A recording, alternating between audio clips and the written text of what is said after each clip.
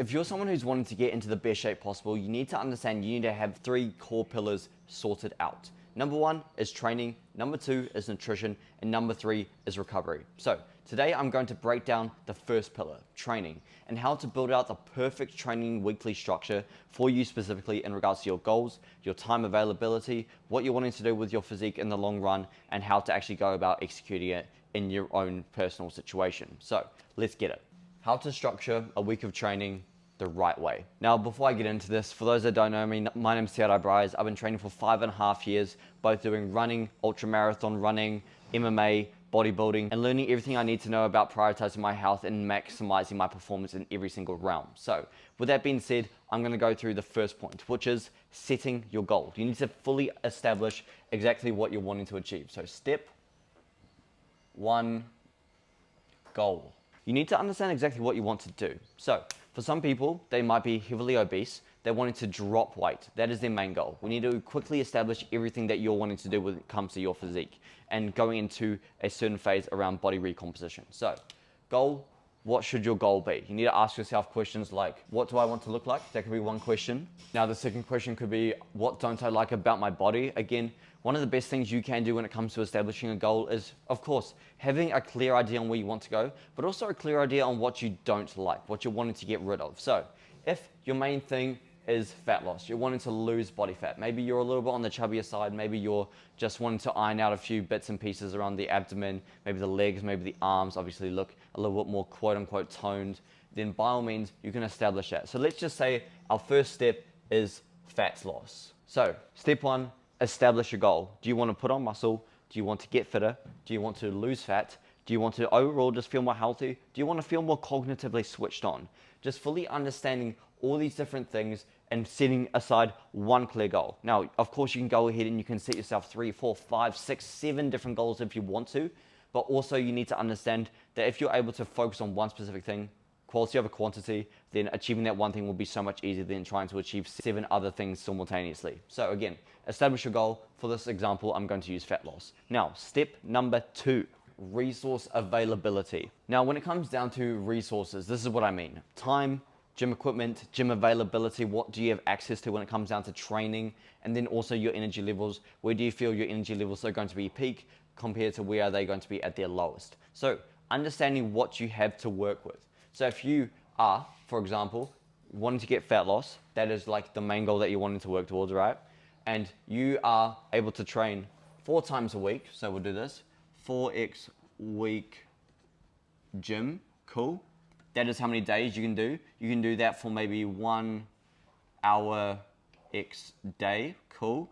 So that's going to equate to 4 hours a week, cool. So you have established how much time during the week you can dedicate towards actually getting to this fat loss goal, for example, right? So establishing what you have available. Now, when it comes down to a gym equipment, like what do you have available? Maybe you have a full commercial gym. So let's just say you have a full gym. So full gym, everything you need, perfect. Now you understand what you have available. You've got 4 hours a week to fully dedicate yourself towards this fat loss journey. Of course, you can get your steps in, you can diet, of course, but at the end of the day, you can also train hard, and that's going to burn a few extra calories as well. So understanding that 4 times a week, an hour per session, that's going to be 4 hours a week, and you have access to a full gym. Okay, this is what we're working with when it comes down to your resource availabilities. And let's just say if we look at the energy levels. Now, understanding that, of course, some people, they're going to be peaking and they love training in the evening. That's completely cool. Some people are morning people. Just establishing that, what works best for you? Are you a morning person? Are you a night person? Best believe, if you are one to prioritize your health, train at the time that you have the most energy. So that's a quick establishment right there. Now, when it comes down to step number 3, it's just fully understanding how to keep things as simple as possible. So, keep things simple. Again, in this example, we quickly established that you wanted to do fat loss, nice and simple. That just means you need to be in a calorie deficit. That's one thing. So we could just say cal def. And the way you can do this is just by fully understanding your maintenance and then also just going down and maybe cutting off 200 to 300 calories. Boom, you're in a deficit. And then also when it comes down to the training availabilities, you know exactly what you're needing to be doing. So if you're someone who's super duper busy, and again, to keep things nice and simple, just fully dedicate 4 hours throughout the week, an hour per day. So if you look at that, you have a very clear 1, This marker is not working. We're changing markers. 1 hour a day. 1 hour a day, nice and simple. And then also you might want to say like 10K steps. Again, very, very simple. These are all numbers, things that you can track, and it just makes things a lot easier when it comes down to keeping things nice and simple. So, step number 3, keep things simple.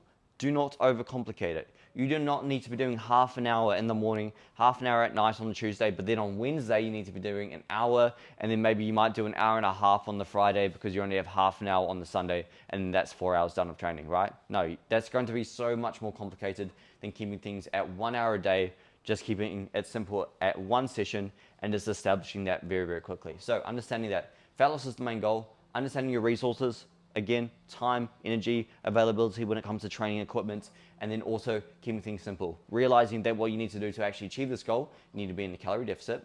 You already know how much time you need to be training. And if you want to add on a couple extra steps, then by all means, you can go hit that 10K step goal. Now, point number 4 is compound and isolation. Now you might be asking, what does compound and isolation mean? And sure, you could say this is contradicting this by keeping things simple, but at the end of the day, when it comes down to weight training and obviously trying to dedicate yourself to becoming the best person possible and obviously dedicating yourself to being in the best shape possible, you need to be implementing compound and isolation exercises in your workouts. Now, I'm going to literally break this down for you, make it really, really bare simple. So, compound exercises are basically exercises that uses more than one muscle group. So if you do a squat, right, you squat down. That means your glutes are activated. You also might have a little bit of calf, but you also have quads. That is a compound exercise. And then also your core is going to be activated.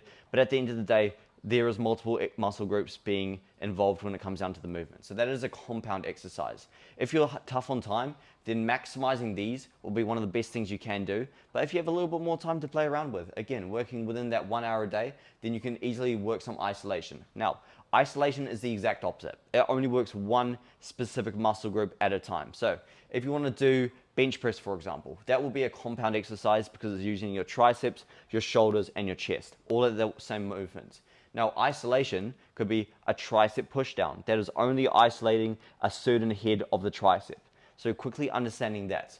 Now, when it comes down to these sessions that you're doing, so 1 hour a day, that's 4 times a week, how many of compound exercises should you be doing, and then how many isolation? Now, this is something that I fully break down when it comes down to my community and then also my one-to-one coaching, both of which I put the links down below. So if you do want to check that out, have full clarity around how to do all of these things, then by all means, you can go do that. And again, I'll be writing these out for you, so you wouldn't have to worry about it. But aside from that, when it comes down to it, compound exercises, if you were training 4 times a week, I'd recommend doing 2 to 3 to maybe even 4 compound exercises per session. So X4 for the compound, and then isolation, maybe X2. This could be you maximizing it. But again, this doesn't need to be 4. This could be 2. This could be 4 as well, depending on what your goal is. If you're wanting to obviously work on your rear delts, make them look a little bit bigger, then by all means you can bump this up to 3. But at the end of the day, you want to have around 7 different exercises in your entire workout. That's typically a good amount on average, right? Everyone's got their own thing going, but exceptions to the rule, 7 is a pretty good number. So if you want to split this up, so let's say you want to do 4 compound exercises and 3 isolation. Perfect. And it's a push day, right? So you could do dips, you could do bench press, you could also do push-ups. That's 3 compounds right there. Perfect. And then for isolation, you could do dumbbell lateral raises, you could do shoulder press, you could do tricep pushdowns, and then skull crushers. Those are the kinds of things you want to be working with. So just fully understanding 3 to 4 isolation, 2 to 4 compounds.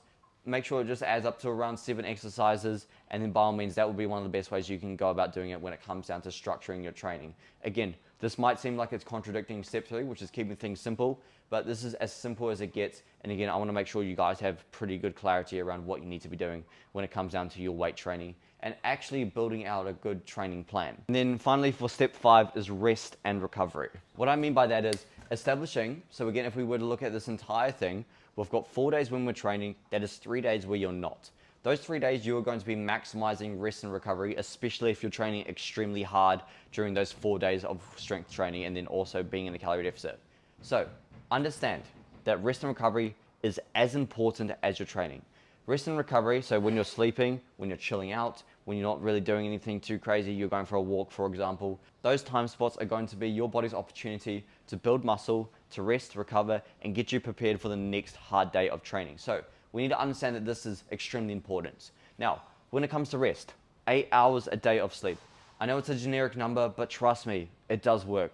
8 hours of quality sleep, that means no caffeine past midday, because caffeine has a half-lifetime span of around 12 hours. So if you're having caffeine at 4 p.m., then by all means, it's still going to be in your system and telling your body that you need to be awake and thriving. So that's not going to be ideal when it comes to rest. Establishing that 8 hours of good quality rest is important. And then with recovery, walking is one of the best things you can do. Of course, ice plunge, sauna, it does work, but the main thing it does, it just promotes blood flow. Everything when it comes down to recovery is just blood flow. That's what you want to be focusing on. When it comes down to those leg compression sleeves that you see people sitting, it is basically inflating, pushing blood to one area of the leg and then pushing it back to that area. That's all it is. It is just moving blood around. And walking, which is a free alternative, by the way, is something that does that exact same thing. Because again, you're moving around, blood's flowing around. That's oxygenated blood going to the damaged muscle cells that need it. And then by all means, rest and recovery will become a much more simple process, so you can go even harder when you do these compound and isolation exercises. Understanding that your goal is fat loss, 10K steps. You know your resource availabilities. You're training 4 times a week, 1 hour per session. Cool. Keep things simple. Understanding that you can just go ahead and do 10K steps, knowing your main goal and knowing you need to be in a calorie deficit. Cool. You've clearly established that.